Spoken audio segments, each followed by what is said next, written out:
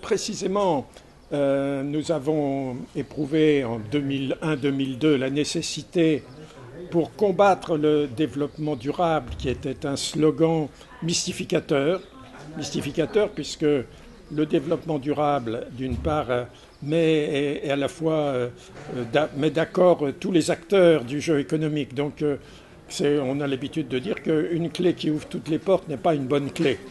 Et donc, le développement n'est pas durable. Et par conséquent, face à cette finalement pensée unique, parce que le développement durable, ça signifie finalement qu'il n'y a pas d'autre alternative. On est toujours dans l'idéologie de la pensée unique, FINA, there is no alternative.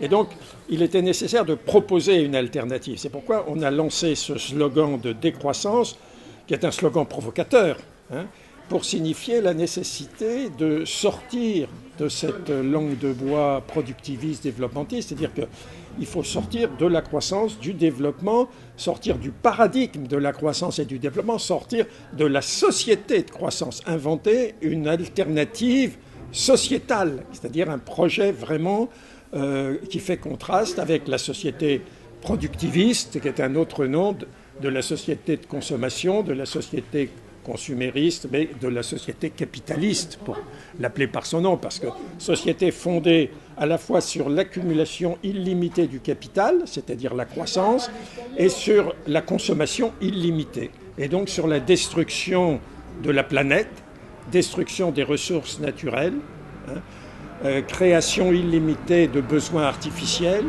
et finalement accumulation illimitée de déchets, donc de pollution, de la terre, de l'air et de l'eau.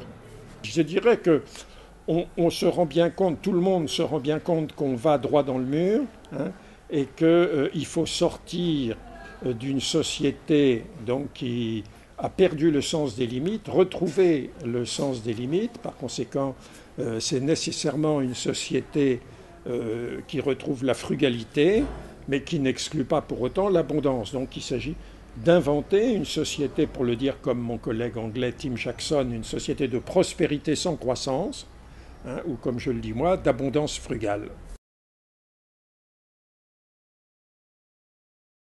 Eh bien, bon, je pense que tous ces axes sont complémentaires, parce qu'il est clair que la décroissance a une dimension éthique, donc de comportement individuel, bien sûr, mais elle a une dimension politique de changement de société, et donc c'est un projet global.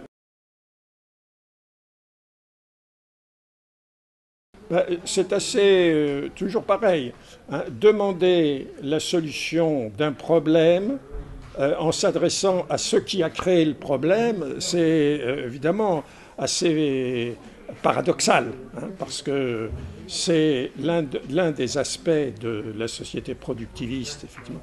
C'est l'utilisation massive de technologies, toujours plus sophistiquées, qui sont toujours plus basées sur l'utilisation d'énergie et d'énergie non renouvelable. Donc, mettre son espoir dans des technologies pour résoudre les problèmes créés par la technologie, ça ne veut pas dire que nous sommes technophobes.